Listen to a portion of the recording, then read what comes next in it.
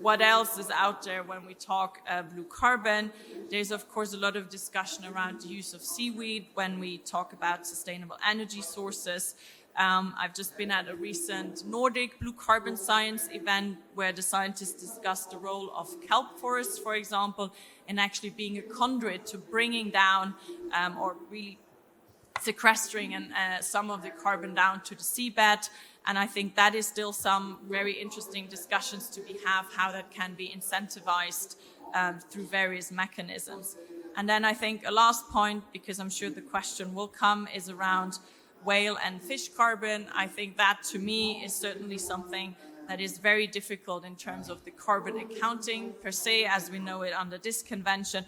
But it shows that there is this clear need for a healthy ocean in terms of having a healthy carbon cycle. So I think, again, that's another reason why we really need to also see how we manage the ocean, not just in terms of counting carbon, but actually in its generality or the comprehensive role and services they provide.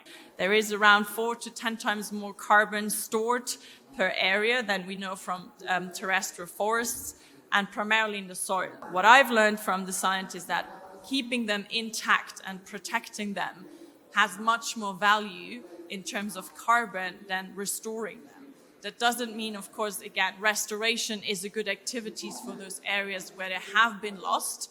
But again, I think in terms of the coastal areas, the priority is really to ensure that what we have remains intact.